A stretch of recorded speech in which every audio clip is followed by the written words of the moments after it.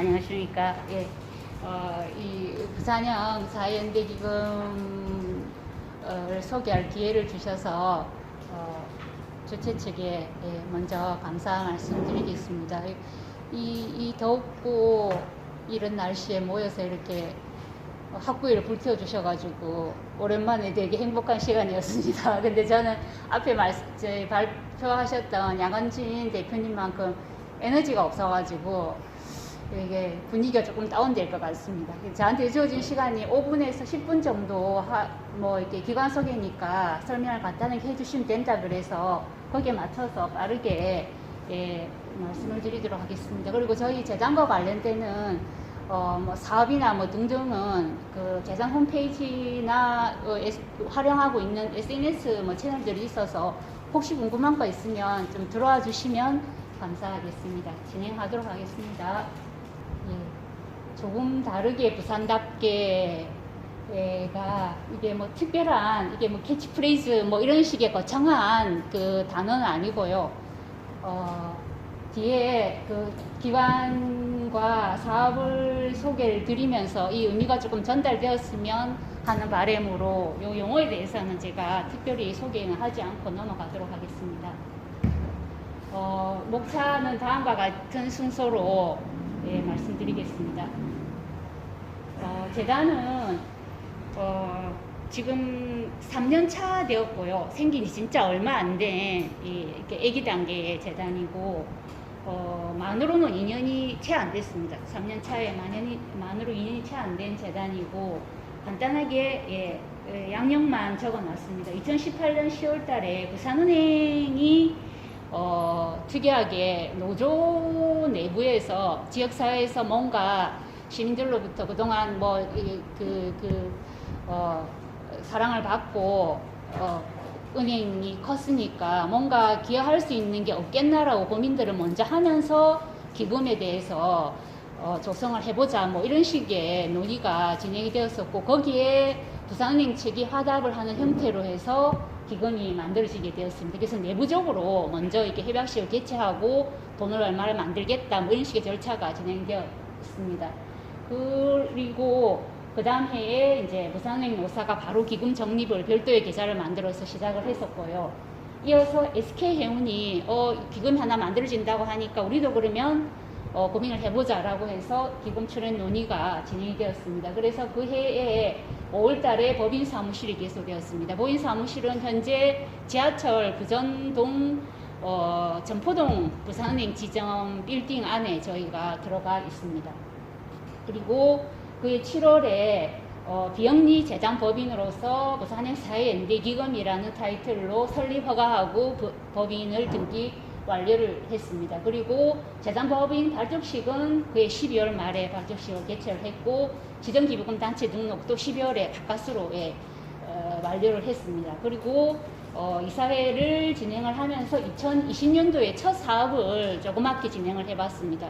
아까 양은진 대표님께서 5월달에 2020년도에는 사업 규모가 5억밖에 안 되어서 이렇게 말씀을 하셨는데 이게 기금이 만들어지고 한 게 좀 특이하더라고요. 어떤 사업을 구체적으로 이렇게 하겠다 이렇게 해서 만들어진 케이스가 아니고 기금을 일단 만들어 놓고 큰 틀에서 뭐 지역경제 활성화와 사회가치 실현을 위해서 이 기금을 써보자 뭐 이런 정도였기 때문에 저희가 법인 사무실을 꾸려지고 발주식하고 그 다음 해에 규모 있게 기금을 쓰는 건 사실상 불가능했기 때문에 첫 사업으로서 2020년도에 조그만 주로 지원 사업을 중심으로 해서 기금을 쓰기 시작했습니다. 상세한 거는 뒤에 사업 보고 드리면서 말씀을 드리도록 하겠습니다. 그랬고 2020년도 12월 달에 창립 1주년 기념 토론회를 하면서 또 다른 한 그룹이 들어오게 됐습니다. 기금 출연에 들어오게 됐는데 부산 항운노조가 자발적으로 지역사회에 뭔가를 좀 기여할 게 없겠나. 그동안 항운노조 하면은 뭐 항운노조 위원장 하면은 무조건 뭐 이렇게 들어갔지 않습니까? 이제 그런 안 좋은 이미지가 있고 하니까 이미지도 개선하고 실질적으로 지역사회에 뭔가를 기여했으면 좋겠다라고 고민을 하면서 뭐 알아보니까 사실 부산행 사회연대기금 외에는 규모 있는 출연을 하기가 좀 그랬던가 봐요. 그래서 저희한테 제안이 왔었고 그러면서 부산항공노조가 항만물리협회와 항만공사를 다 같이 설득해서 한꺼번에 기금에 들어오게 된 아주 특이한 케이스입니다. 네, 그런 식으로 해서 부산항의 노사정 주체가 한꺼번에 기금에 출연하게 되었습니다. 그리고 올해부터 이제 이사회를 하고 의결을 받아서 사업들을 진행을 해오고 있습니다. 예, 기금 출연 기관입니다. 아까 앞에 제가 말씀드린 그런 기관들이 다 이렇게 보이고요. 부산은행과 부산은행 임직원들이 부산은행 노조 외에 임원과 노조에 들어가지 못한 직원들이 이제 자발적으로 이렇게 이 노조 같은 경우에 합의를 하지 않습니까? 근데 합의라기보다는 내 급여에서 얼마씩을 출연해서 한 달에 급여 날에 동시에 저희 재단으로 이게 지점별로 이렇게 기금들이 쫙 들어오거든요. 근데 그 중에는 뭐 나는 급여에서 안 떼겠다는 분들은 안 떼시고 떼겠다라고 동의하시는 분들만 출연이 되고 있습니다. 거기에 일정 부분은 모자라는 부분은 부산은행에서 매칭 형태로 해서 돈이 들어오고 있고요.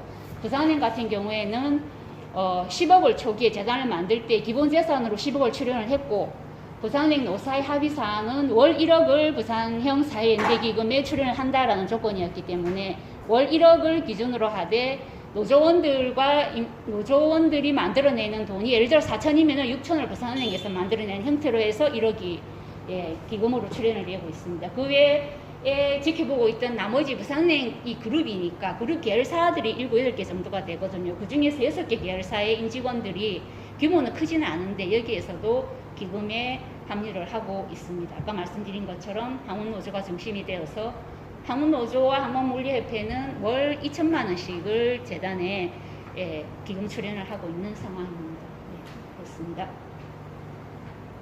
그리고 사업을 간단하게 말씀드리도록 하겠습니다. 아까 초기 말씀드린 것처럼 부산 지역 경제에 좀 도움이 되자, 그리고 사회 가치를 어떤 식으로 실현하는 데 도움이 돼보자, 뭐 이런 큰 두 가지의 동의 합의 정도로 해서 들어왔기 때문에 저희도 뭐 그런 식으로 해서 사업들을 배치를 했습니다.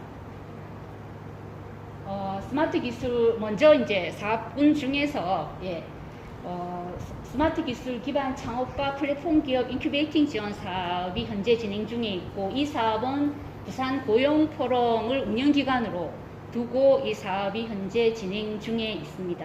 그래서 스마트 기술 기반한 예비 창업자 그룹과 그 다음에 설립 2년 미만의 플랫폼 기업들을 대상으로 해서 지원을 하고 있는 순수하게 지원 사업입니다. 총 사업비는 한 2억 정도 규모로 진행을 하고 있습니다. 그리고 2020년도에 저희가 사업화 아이디어 공모전을 한번 개최를 해봤었고요.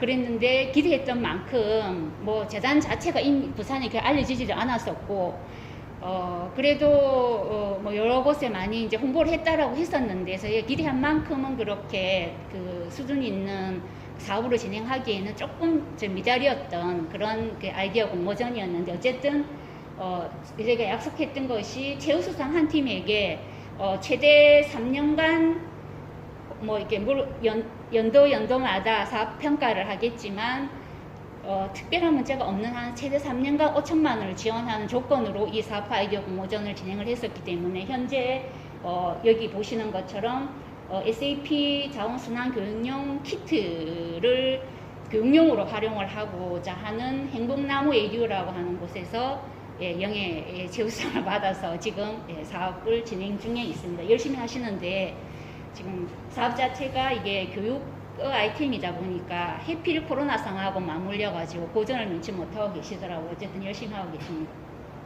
그리고 하나 영역이 두 번째 섹터로 일자리 창출과 관련되는 지원 사업 부분입니다. 공익활동과 일자리 지원 사업이고요. MPO 영역에 일자리를 발굴하는 사업입니다. 2020년부터 진행한 사업이었고 올해 2년차 진행 중입니다. 해마다 10개의 MPO 단체들에게 인건비, 그러니까 최저임금 수준으로입니다. 한 200만 원 정도인 것 같고요.